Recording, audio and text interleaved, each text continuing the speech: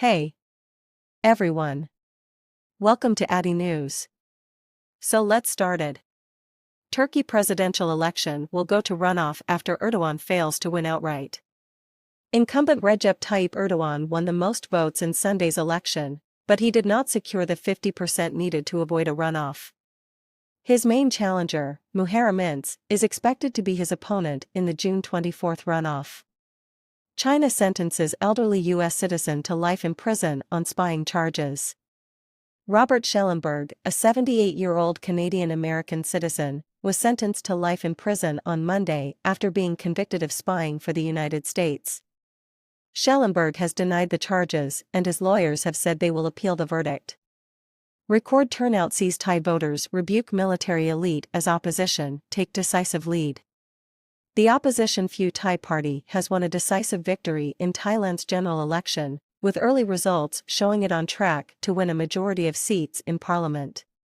The election was seen as a referendum on the military government that has ruled the country since 2014. Early reports of extensive damage as Cyclone Mocha hits Myanmar's coast. Cyclone Mocha made landfall in Myanmar on Monday, bringing heavy rains and winds. Early reports suggest that the cyclone has caused extensive damage, with many homes and businesses destroyed. Egypt brokered ceasefire between Israel and Gaza takes effect.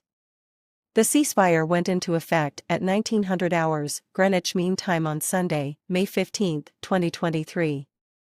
The violence between Israel and Gaza had killed at least 65 Palestinians and 10 Israelis.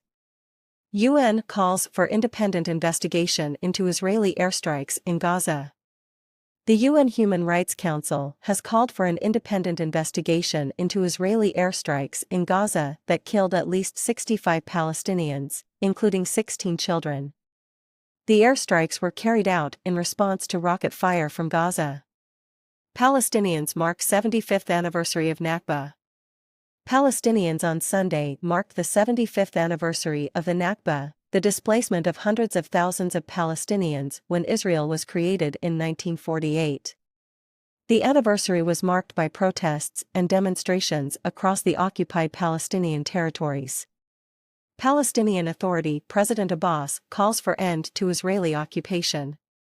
Palestinian Authority President Mahmoud Abbas on Sunday called for an end to the Israeli occupation of the West Bank and Gaza Strip.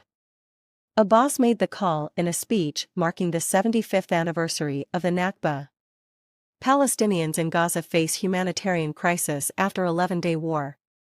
The 11-day war between Israel and Hamas has left Gaza in a state of humanitarian crisis. The United Nations has warned that the Strip is facing a full-blown humanitarian crisis. Israel to ease restrictions on Gaza after ceasefire.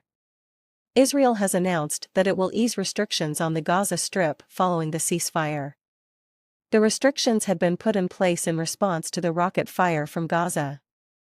Palestinians call for international protection after ceasefire. Palestinians have called for international protection after the ceasefire. They say that they are still living under occupation and that they are not safe from Israeli attacks. UN Security Council to hold meeting on Israel-Palestine conflict. The UN Security Council is set to hold a meeting on the Israel-Palestine conflict.